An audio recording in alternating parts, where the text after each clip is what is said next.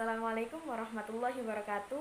Bertemu lagi dengan saya, Aura Rahma Oktaviani, mahasiswa baru Universitas Islam Negeri Maulana Malik Ibrahim Malang, Fakultas Syariah, Prodi Hukum Ekonomi Syariah.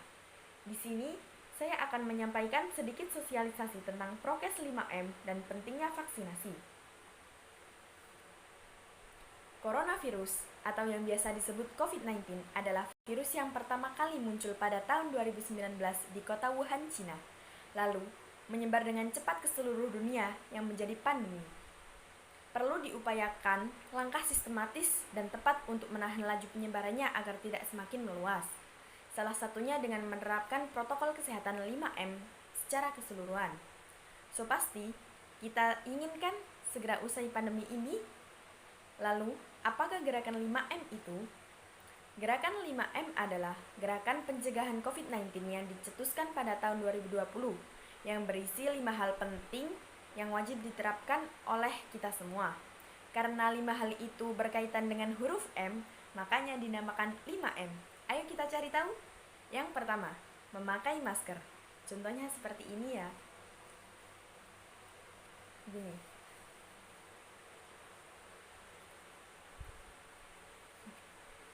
Kita semua perlu banget memakai masker saat keluar rumah. Masker itu bukan hanya dipakai untuk orang sakit saja ya, tetapi orang sehat juga perlu memakai masker. Karena virus corona tiap kali menginfeksi orang nggak selalu bikin kita sakit atau memunculkan gejala dengan cepat. Guna masker adalah ngelindungin orang lain dari kita yang mungkin sebenarnya sudah terinfeksi.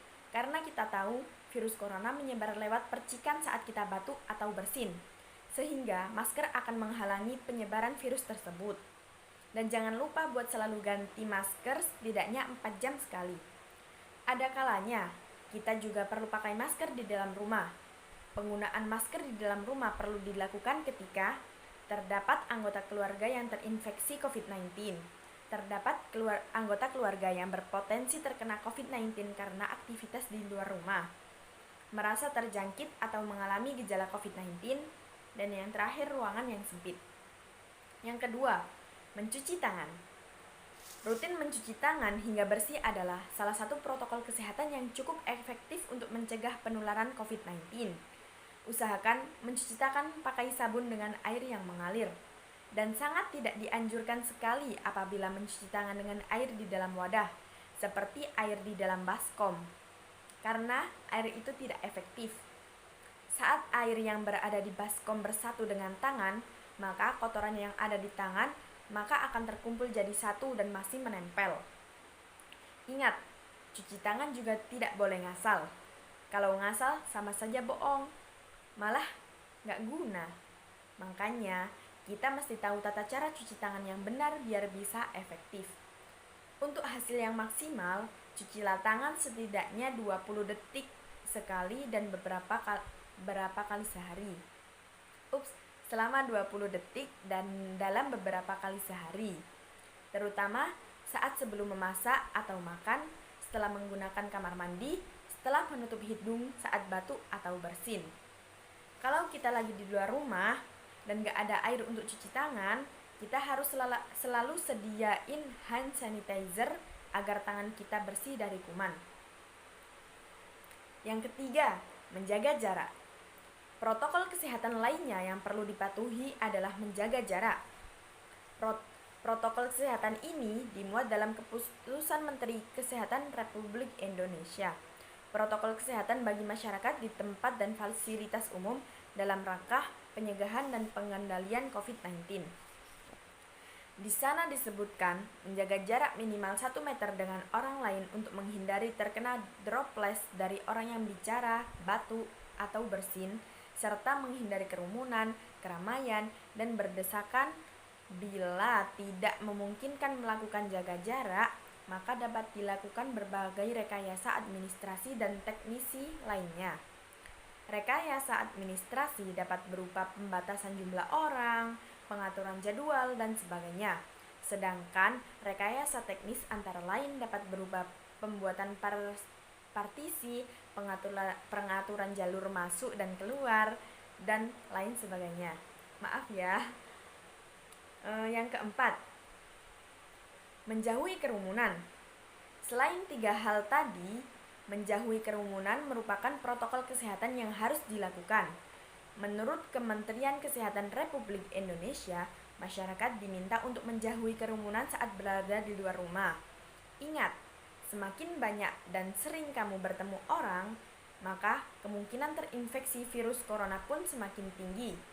Oleh sebab itu, hindari tempat keramaian terutama bila sedang sakit atau berusia di atas 60 tahun. Menurut riset, lansia dan pengidap penyakit kronis memiliki resiko tinggi terserang virus corona.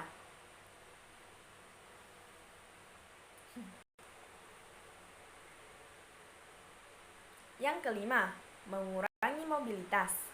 Virus corona bisa berada di mana saja. Jadi, semakin banyak kita menghabiskan waktu di luar rumah, maka semakin tinggi pula terpapar virus jahat ini. Oleh sebab itu, bila tidak ada keperluan yang mendesak, tetaplah berada di rumah. Stay safe ya, stay healthy. Maaf. Nah, setelah penjelasannya saya sampaikan tadi, saya akan menyanyikan lagu 5M supaya gampang untuk diingat-ingat. Ini Ayo kawan jaga kesehatan, dengan 5M kita lakukan agar terhindar dari corona. Kita lakukan bersama-sama, memakai masker dengan benar, mencuci tangan, memakai sabun, menjaga jarak 1 meter, tak lupa menghindari kerumunan, serta mengurangi mobilitas.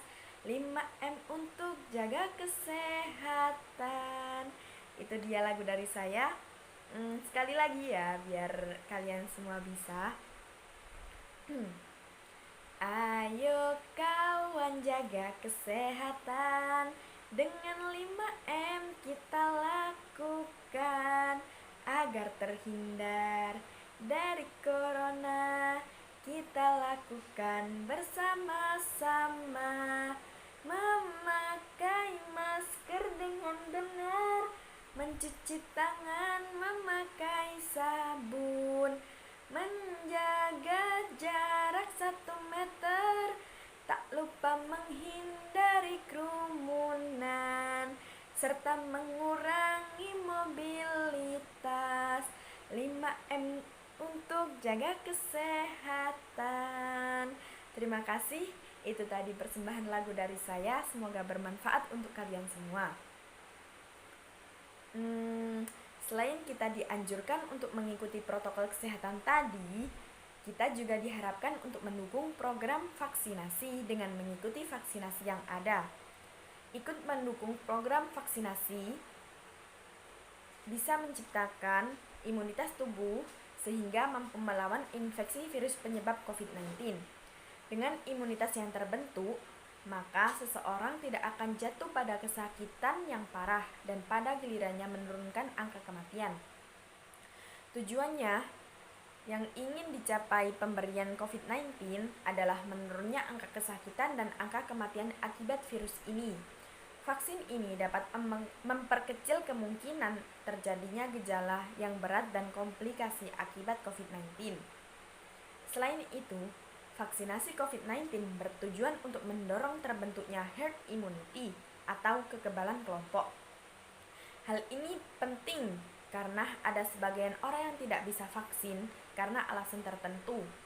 Orang yang tidak dianjurkan untuk menerima vaksin atau tidak menjadi prioritas untuk vaksin COVID-19 antara lain adalah anak-anak, remaja yang berusia di bawah 18 tahun, dan orang yang menderita penyakit tertentu, misalnya diabetes atau hipertensi yang tidak terkontrol. Jadi, dengan mendapatkan COVID-19, Anda tidak hanya melindungi diri sendiri, tetapi juga orang-orang yang ada di sekitar Anda yang belum memiliki kekebalan terhadap virus 19. Ya, seperti halnya saya di sini belum vaksin. Saya masih umur 17 tahun, tetapi saya Kalau sudah umur 18 tahun, saya akan segera vaksinasi dan mengikuti protokol kesehatan mulai kemarin-kemarin lah. Saya tutup ya penjelasan saya tadi. Nah, sekian penjelasan saya tadi. Mohon maaf apabila ada kesalahan dalam berucap. Mohon dimaafkan ya. Semoga penjelasan saya tadi bermanfaat bagi semua. Mohon maaf karena saya tadi ada yang baca. Stay safe and keep healthy. Semangat untuk menuju Indonesia sehat. Wassalamualaikum warahmatullahi wabarakatuh.